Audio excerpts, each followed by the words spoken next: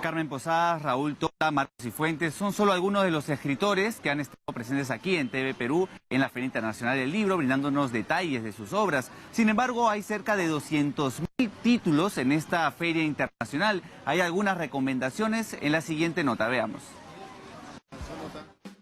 Nuestro bloque de libros llega cargado de novedades esta semana. Títulos para todos los gustos, como Hasta aquí llegamos, de Pedro Llosa. Una mexicana convicta por narcotráfico, un barbero venezolano, una refugiada palestina. Son algunos de los protagonistas de este libro. Su denominador común, todos han residido o residen en el Perú.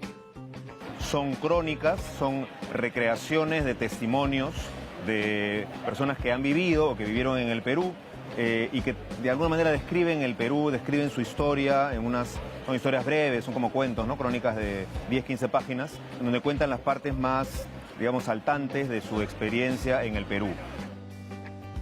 La periodista Lorena Álvarez presenta su nuevo libro, Primero Muerta, donde perfila la mente criminal de los feminicidas en el Perú. Vamos a reconstruir no solamente su historia criminal, sino también su mente. Nos metemos a su mente. ¿Cómo así un hombre decide matar a una mujer? ¿Por qué cree que es su propiedad? ¿Dónde empezó el problema? ¿Nació así o se fue convirtiendo en el camino y no supimos detectarlo como sociedad? Al final, lo que te quiero contar en este libro, lo que quiero plantearte, es hablar de salud mental. La escritora define su libro como un thriller periodístico, en la que relata y detalla el perfil de los feminicidas, violadores y asesinos que en los últimos años conmocionaron al país. En Latinoamérica, crece la forma de abordar la moda y la indumentaria a través de conceptos que desafían lo tradicional. El libro, Procesos de Moda Multifocal de Diego Labrín, explora esta tendencia y descubre la metodología de la moda. En este siglo XXI, no podemos hablar del diseño como se habló el siglo pasado, dado que la manera en que nos expresamos y entendemos todo lo que tiene que ver con la información está en constante cambio. Entonces lo que hace este libro es un poco analizar el porqué de este cambio y el plantear una metodología abierta. La publicación tiene un enfoque multidisciplinario que se requiere para estudiar la moda y la indumentaria en una sociedad contemporánea. Las recomendaciones están hechas. Solo recuerde que un lector vive 1000 vidas, mientras que las personas que no leen, solo una. Se espera que cerca de 580.000 personas asistan a esta 24ª edición de la Feria Internacional del Libro. Es el 6º día de feria y nosotros continuamos aquí. Vamos a seguir llevándoles detalles en las próximas ediciones delante de estudios.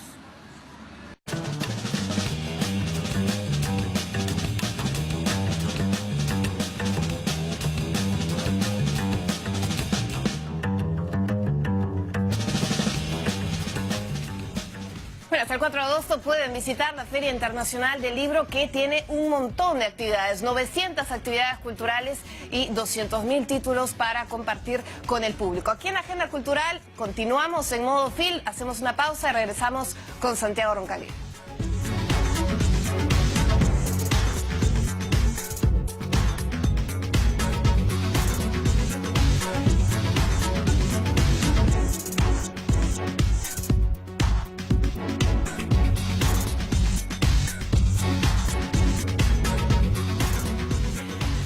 Continuamos con más aquí en la Agenda Cultural, continuamos abordando las distintas actividades, las distintas presentaciones del libro que se dan en el marco de la Feria Internacional del Libro en esta 24ª edición. Esta vez nos acompaña Santiago Roncagliolo, a quien damos la bienvenida. Muchísimas gracias, Santiago, por acompañarnos. Viene con una nueva publicación, ya lo comentaba, es un workaholic real, tal cual. ¿Cómo conocí a las gemelas Pizzicato? Que este libro se va a presentar el 31 de julio. Es un género al que siempre regresa, la literatura infantil, ¿no? Y tiene ciertas particularidades en las cuales siempre exploras, Santiago. Sí, de hecho hoy me hicieron ver que hace 20 años saqué mi primer libro infantil, que en realidad fue mi primer libro. Lo primero que yo publiqué fue para niños. Y después he hecho 4 o 5, pero este y el anterior ya los he hecho con mis hijos.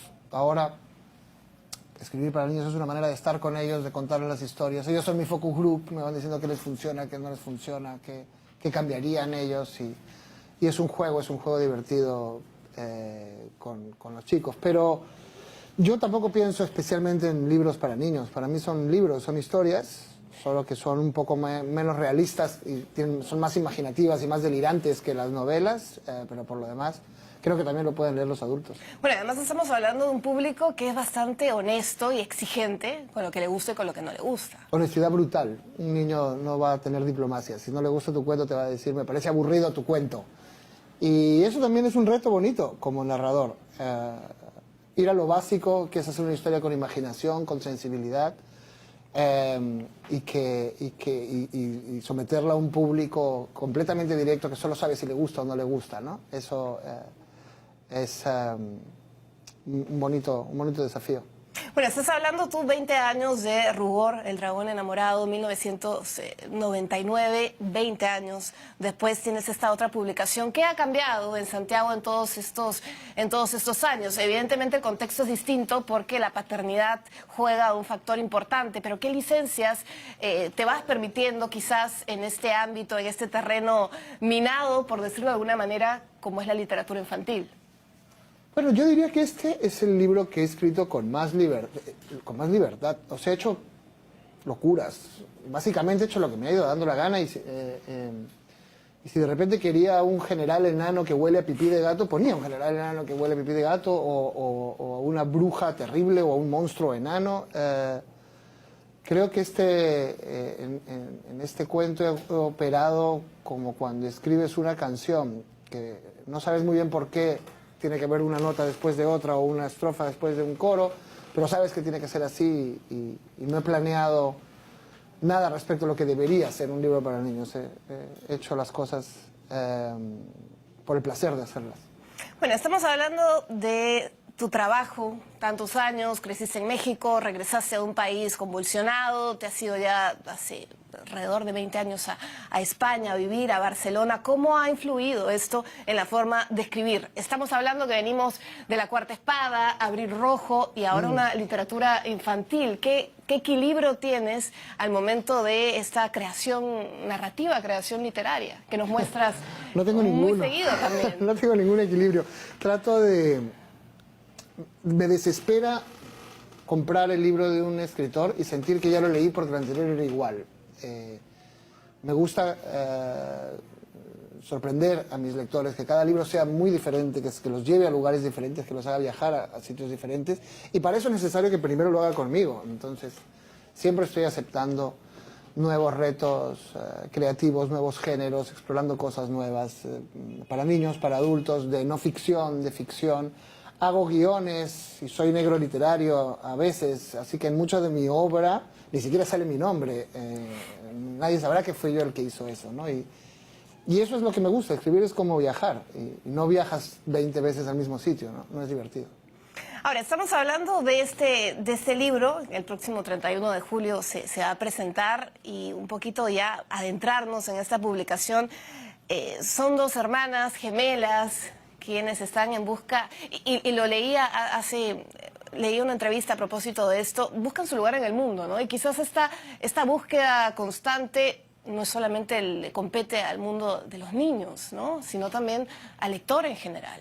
Sí, yo creo que es una historia. A las gemelas Pizzicato, sus padres desaparecen un día y quedan bajo el mando de la horrenda tía Brígida, que es muy sospechosa de tener algo que ver con esta desaparición.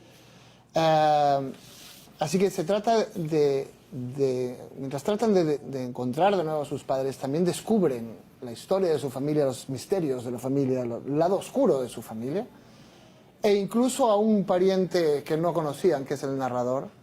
Y de alguna manera creo que es una historia sobre gente que busca a su familia, que sabe que por mucho que la tía Brígida figure legalmente como tía, la familia de ellas la familia de uno no tiene que ver con lo que está en el registro, sino con la gente que tú quieres, ¿no? La gente con la que tú quieres vivir junta, ¿no? Y este es un poco creo el sentido de la historia. Pero para esto pasan por persecuciones, brujas. Hay momentos muy góticos en esta historia, pero también hay momentos muy delirantes y muy graciosos, con un sentido del humor un poco negro. Yo me inspiré mucho en autores para niños que me encantan, como Roald Dahl, como Neil Gaiman o Lemony Snicket. Pero que son autores que nunca he leído como escritores para niños, los he leído como grandes escritores, sin más. Y quería también homenajearlos a ellos, así que hay muchos detalles que los lectores de esos autores encontrarán como pequeños homenajes en este libro. ¿Y de dónde sale esta gran tienda de los perfumes, de los aromas? La vi. ¿Evocas algo a partir de tu libro, quizás? De hecho, fue un poco el disparador de este libro. Ya tenía algunas imágenes que quería poner, tenía las gemelas, tenía la idea de dos chicas iguales que cada una tiene lo que a la otra le falta, pero que no se distinguen. Tenía la idea de la tía horrenda que todos odiamos, que es enorme y viene a besarte y tú no la soportas cada vez que llegas a la casa familiar. Es como Personajes extremos. La peor pesadilla de un niño es esa tía que viene a besarte. Pero eran como ideas aisladas. Y en México encontré que ahí debe seguir un día una tienda de perfumes. Pero una tienda de perfumes popular, no Chanel, sino una tienda con escaparates gigantescos donde había cedro, lavanda, rosa, los olores que la gente quisiera y que podía comprar y mezclar porque eran muy baratos, ¿no? Era una perfumería muy popular en el centro de México y me pareció maravilloso un lugar en el que estuviesen guardados todos los olores del mundo, todos los olores de cosas como cedro y lavanda o zanahoria o naranja, pero también todos los olores de cosas que hubiesen ocurrido solo una vez en la historia, como olor a camión de talco volcado sobre una alcantarilla de Nicaragua en 1972. O sea, todas las cosas tienen olores diferentes y me parecía fascinante y mágica la idea de un lugar que guardase todos esos olores, una especie de biblioteca de Borges, pero en plan perfumería popular. Bueno, y esta gran tienda, un poco para contextualizar al público, es el eje de alguna u otra manera y es el escenario. En donde se desarrolla. Es donde ellas viven, es donde ellas trabajan y entonces pensé todas esas imágenes muy mágicas, a veces muy oscuras, pero sobre todo muy surrealistas, con las que quiero jugar, podrían estar en una perfumería así. Y con lo que quieres jugar, o mejor dicho, me lleva a pensar algunos temas interesantes que también abordas a partir de lo que escribes en esta publicación, el rol de la televisión quizás. ¿Qué mirada tiene frente a eso? Porque en este libro queda claro de cierta manera. Sí, soy yo el que está sonando. Soy yo, Sí, perdón, soy yo el que está sonando, perdón, pensé que estaba apagado. Suele pasar, suele pasar. La televisión. La televisión, ¿qué rol cumple, no? Porque para los que van a leer este libro, ya lo hice, tiene una mirada distinta, particular quizás de Santiago Roncagliolo, ¿o no necesariamente? En muchos de mis libros, me he dado cuenta, aparece la televisión como ¿Una caja boba o no sí, tanto así?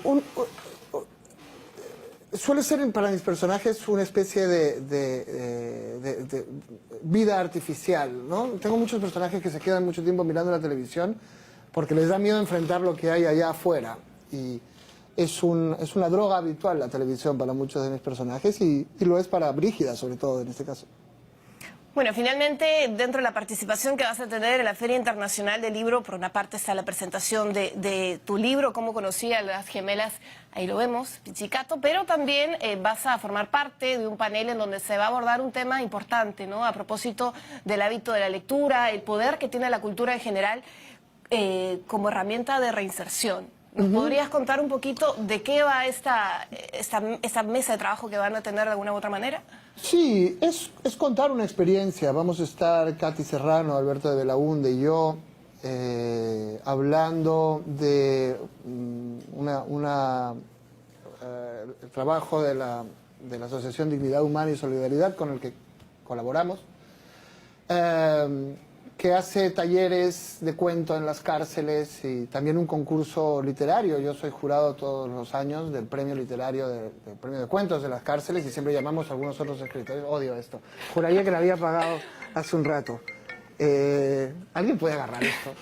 Porque vamos a tener este problema un montón de veces. Bueno, y forman parte, ¿no?, de las distintas actividades que se tienen... Hay una lunita, lo había pagado. Sí, Se tienen previstas es una mesa para hablar de cómo la literatura sirve en las cárceles para que estas personas sientan que pueden hacer algo útil, que pueden hacer algo que las conecta con el resto de la sociedad, que puede contarles al resto de la sociedad. En las cárceles hay algo fascinante, que es que todo el mundo tiene una historia.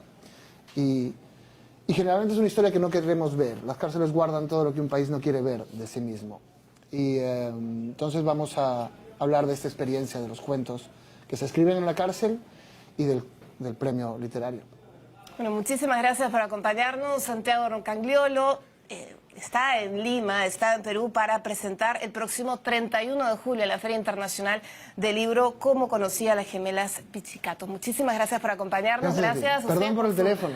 Gracias a ustedes por su sintonía. Nos vemos en otra edición.